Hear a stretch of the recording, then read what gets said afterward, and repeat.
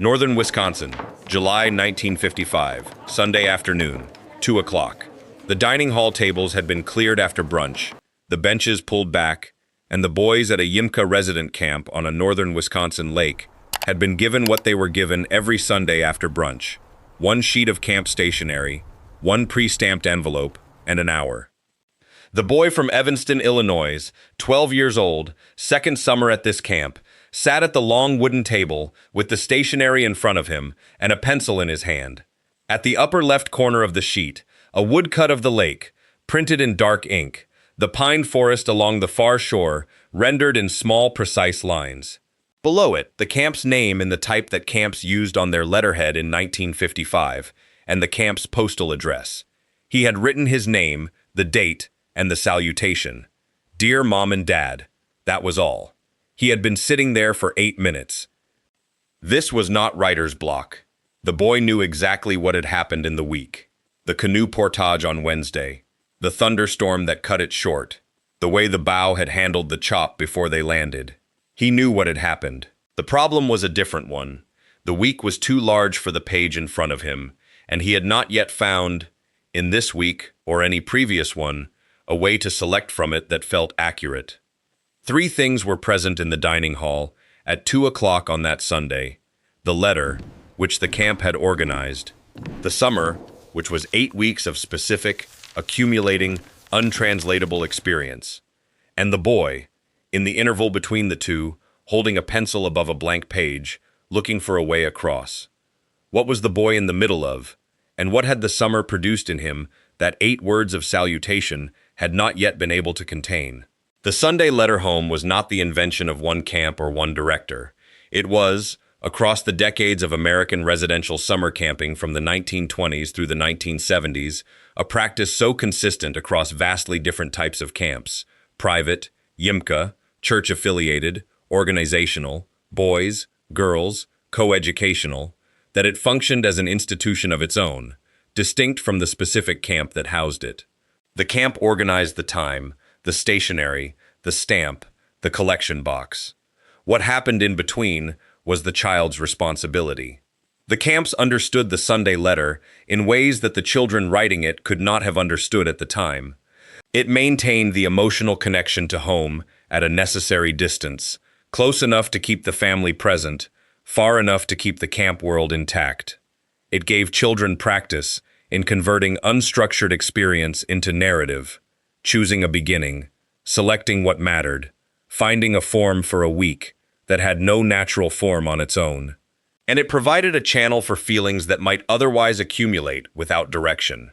Writing "I miss you" in a letter was a different act from simply carrying the weight of missing home without anywhere to put it. The camp knew all of this. The child sitting at the dining hall table with the camp stationery and the pencil, encountering the gap between the week and the words available for it, did not. Before continuing, if this channel's documentation of what was happening inside the American residential summer camp between 1920 and 1980 is the kind of documentation you have been looking for, subscribe. Every video on this channel goes into one specific element of the experience: the Sunday letter, the bunk assignment, the waterfront, the counselor who could read the unfinished letter from across the room and knew what it meant. The Sunday letter home from summer camp was not a communication, it was a translation attempt, and the gap between what the summer was and what could be said about it in a letter was the most honest measure of how thoroughly the camp had taken hold. And if you wrote letters home from a summer camp, or received them, put in the comments the one sentence from any letter you still remember, written or received. The sentence that told you the most about the summer in the fewest words. The letter is in a box somewhere. One sentence. Next, the bunk assignment. The night 6 or 8 children who did not choose each other moved into a cabin together, and what the camp had organized, without announcing it, for the 53 nights that followed. Back at the bunk, the first letter home was a specific artifact, different from all the letters that would follow it. Most boys at a Yimka resident camp in the 1950s wrote their first letter home within the first several days of the session, at the first Sunday letter hour, or sometimes at a designated writing time in the opening week, when the homesickness had its most acute form. The child writing it was still in the specific phase of absence, the particular sounds of the house at night, the particular smell of the kitchen in the morning, the particular ceiling above the particular bed. The first letter was written in the language of that acute phase, before the camp had had time to become a world of its own. Some first letters were urgent. "I miss you. I want to come home. When can I come home?" These letters alarmed parents who received them on Wednesday and had no immediate recourse. The camp was several states away. The telephone was reserved for genuine emergencies. And by Wednesday, the acute phase that produced the letter was, in most cases, already beginning to ease. Other first letters were breezy, written by children who had found the cabin and the waterfront and the first friendship before the letter hour arrived. "Camp is really good. We have good food. I made a friend named David. He is from Cincinnati." Both kinds told the parents reading them something the child did not know they were saying. The urgent letter said, "The adjustment is not yet complete, but it is in progress." The breezy one said, "It may already have happened." Neither one had words for what was actually happening in the child, which was the beginning of a world that the letter's vocabulary could not yet reach. What did the first letter tell the parents that the child did not know they were communicating? By the third Sunday, the boy from Evanston had found his system. He wrote in the first paragraph about an activity, something concrete and easily described: the canoe trip, the overnight hike, the archery score. He wrote in the second paragraph about one person, a counselor or a cabin mate, a specific name his parents could hold. He wrote in the third paragraph about the food, because his mother always asked about the food, and it was the most efficient paragraph to write. He signed his name. He gave the letter to the counselor collecting them. The letter contained all of these things, and it did not contain the summer. The camps had organized the Sunday letter hour for reasons they understood clearly. The letter maintained the family connection. It gave the child practice in narrative. It channeled feeling. What the camps had not planned, or had not announced as a stated outcome, was the discipline the practice produced over 8 consecutive Sundays, the discipline of selection. A child who sat down every Sunday with more experience than the page could hold and had to decide what to say was practicing, each week, the specific skill of choosing from a surplus, choosing what to name, choosing what to leave out, choosing which sentence would do the most accurate work in the least amount of space. By the end of the session, the child who had written 8 Sunday letters had a facility with that selection that they had not had in June. Nobody had told them this was what the letter hour was doing. It happened anyway. What did 8 consecutive Sunday letters produce in the child who wrote them, beyond the letters themselves? The mother in Evanston, Illinois, knew which day the letter would arrive. Monday, the camp collected the envelopes. Tuesday or Wednesday morning, depending on the postal route, the letter crossed the distance from a northern Wisconsin lake to a Chicago suburb. Wednesday, the letter was at the mailbox by the front door. She had learned to watch for the mail on Wednesday. Not with anxiety, most weeks. Her son had been to camp before. She trusted the staff. She knew the rhythm of the session.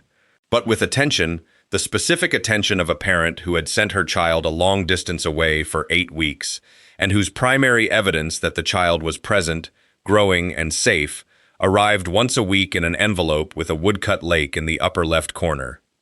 When the letter came, she read it at the kitchen table before anyone else was home. Sometimes she read it again at dinner, reading specific parts aloud for her husband, the canoe trip, the friend from Cincinnati. Sometimes she kept certain sentences to herself, the one that worried her slightly, or the one that moved her unexpectedly enough that she was not ready to share it yet. A week without a letter produced real unease. Not panic, but the specific anxiety of a managed distance that had lost its weekly assurance. A letter describing happiness produced something closer to relief than simple satisfaction. Published accounts from parents of children who attended residential camps in this period described the Wednesday letter as the organizing event of the week. The week's ambient worry released, or deepened, in a single piece of paper. The letter was not a report. It was a weekly assurance of presence. What did the parents find in the Wednesday letter that they were not specifically looking for? And what did the child not know they were communicating? By the 5th week of the session, the boy from Evanston's letters home had gotten shorter. Not because less was happening. The 5th week was fuller than the 1st week. The waterfront program deeper. The cabin community more specific. in the way that only accumulated time makes a community specific. More was happening in week 5 than in week 1. The letters were shorter because the gap between the summer and the available words for it had grown wider every week. The first letter had been written in the acute phase, when the specific absences of home were still the primary facts of the experience. In week 5, those facts had receded. What had replaced them was not their absence, but the presence of something the letter had no vocabulary for: the specific social world of the cabin. 6 boys who had not chosen each other and had been living in the same structure for 35 days and had developed, without naming it, a shared history and a private language. The specific knowledge of the lake, its temperature at the dock versus 50 meters out, the way the morning fog sat on the water before the sun cleared the trees, the specific things that had arrived in the boy between the first Sunday and the 5th that no one had given him, that would not fit in the paragraph about the food. The experienced counselor, not the one reading the letter, but the one who had watched the letters get shorter every week for 3 summers, could read what was not in the 5th week letter as clearly as what was. The shorter letter was not a sign of disengagement. It was evidence that the summer had outgrown the form available to describe it. What did the shrinking letter tell the counselor who watched it happen, and what was the summer producing in the boy that the letter had run out of room to contain? At some camps, documented in camp histories and administrative records from this period, the outgoing Sunday letters were read by counselors before being sealed and mailed. The practice was understood by those who employed it as a monitoring function, to identify genuine distress that a child might express on paper, but not communicate directly, and, at some camps, to prevent a letter from creating alarm in a parent who had no immediate way to respond. The practice was not universal. It was ethically contested, even within the camps that used it. It was not always disclosed to the campers writing the letters.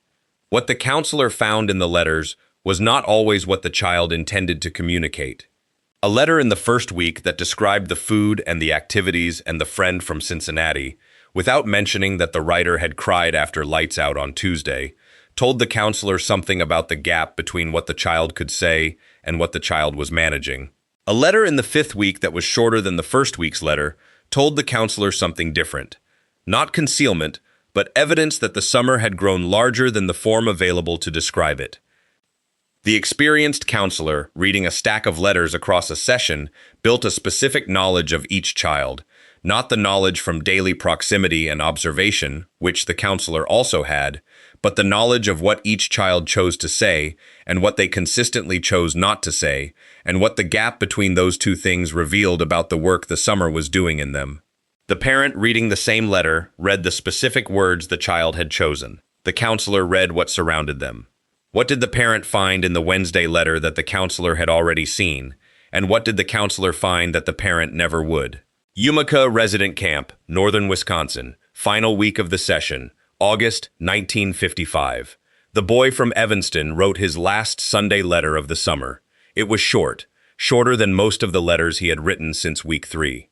He described the final week's canoe activities. He told his mother he was looking forward to coming home. He signed his name. He did not write that he had been awake the previous night, listening to the loons calling across the dark lake. That the cabin had, over 7 weeks, become something with its own specific private language, and its own shared memory, and its own name for each of the boys in it. That the morning canoe trip had felt different from all previous ones, not because anything about the lake had changed, but because he now knew it in a way he had not known it in June. Published accounts from former camp attendees in this era consistently described the final week letter as having a quality the writers did not fully intend to put in it. A quality of anticipation that was not entirely about going home. Looking forward to coming home was the most common phrase in the last letter. Behind it, legible to parents who knew how to read it, and to counselors who had watched the same letter written 40 times, was the specific ambivalence of a child who had built something at camp that the letter could acknowledge but not contain. The letter arrived in Evanston on Wednesday. The boy arrived at the bus station on Saturday. What arrived on Wednesday was not the same as what arrived on Saturday. What did the last letter prepare the parents for? And what did it fail to prepare them for? By the late 1960s and into the 1970s, Sunday evening telephone calls became available at many American residential summer camps, typically a short, supervised call from the camp office or the main lodge. Each family allotted a few minutes before the line was needed for the next. The camp directors who introduced Sunday phone calls understood what was being gained: a more immediate form of assurance for anxious parents, a faster channel for genuine distress, a connection that did not require 3 days of postal transit in each direction. What was lost was more difficult to name. The Sunday letter required the child to decide, before picking up the pencil, what to say. The phone call did not. The letter required selection. From the week's accumulated experience, the child had to find the 2 or 3 paragraphs that could be compressed into a single sheet of camp stationery and address them to a parent who was not there. The phone call produced the week in real time. The stumbling, the interruptions, the silences, the moments of not knowing what to say. What the letter had taken 7 weeks to make the child practice, the phone call bypassed in 4 minutes.